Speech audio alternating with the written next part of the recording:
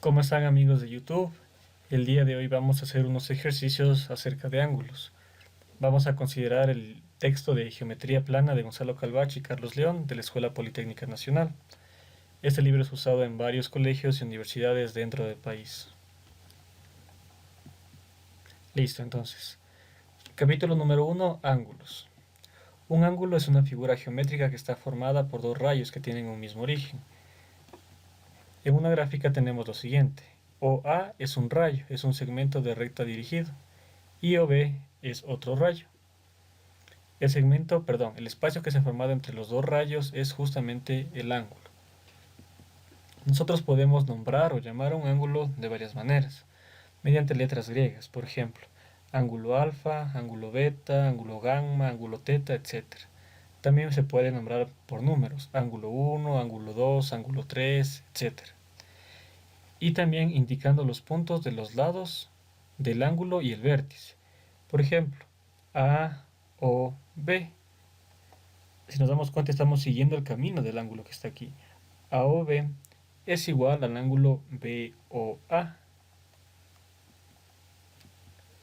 Clasificación. En primaria, incluso en secundaria, hemos aprendido cuál es la clasificación de los ángulos. Los ángulos pueden ser agudos, rectos, obtusos o llanos, que son los más importantes, ¿verdad?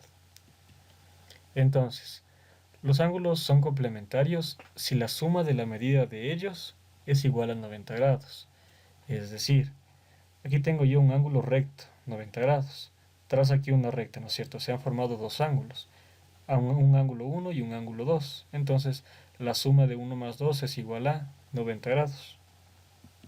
De manera similar, aquí tenemos un ángulo llano.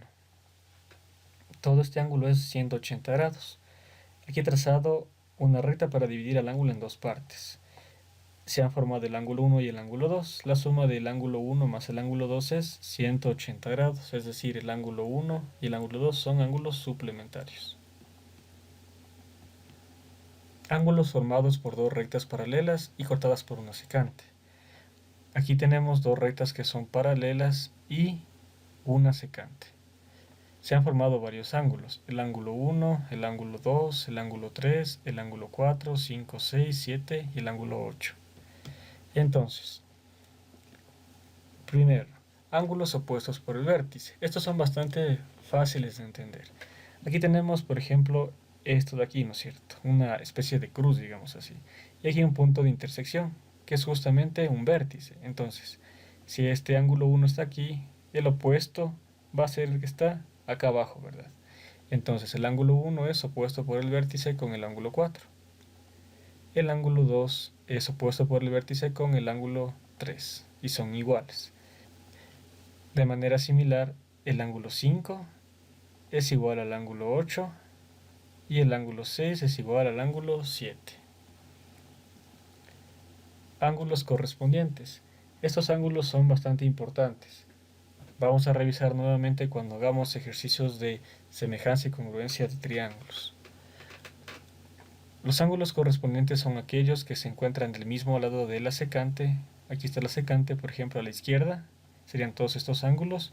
Y que estén en la misma orientación de las paralelas. Por ejemplo, el ángulo 1 está a la izquierda de la secante y encima de la paralela.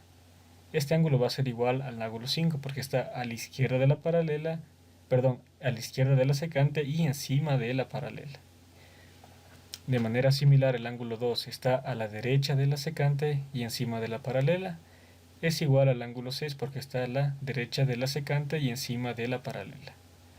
De manera similar pasa con el ángulo 3, el ángulo 7. El ángulo 4, que es igual al ángulo 8. Ángulos alternos internos. Estos ángulos son bastante sencillos de observar, o uno puede recordar mediante el nombre. Me dice que son alternos internos. Aquí tengo la recta secante. Aquí debe alternar, me dice ángulos alternos. Uno está a la izquierda y otro está, en cambio, por la derecha. Internos porque deben estar dentro de las paralelas, o sea, los ángulos que están acá dentro. Entonces, el ángulo 3 está dentro de la paralela y a la izquierda de la secante. es igual al ángulo 6. Está dentro de la paralela y a la derecha del secante. Están alternando. Alternos internos. Alternos internos, el 4 es igual al 5. Están dentro de las paralelas y están alternando los secantes. De manera similar, los ángulos alternos externos. El ángulo 1 es igual al ángulo 8. Están alternando la recta secante y están fuera de las paralelas. El ángulo 2 es igual al ángulo 7. Están fuera de las paralelas y alternando la recta secante.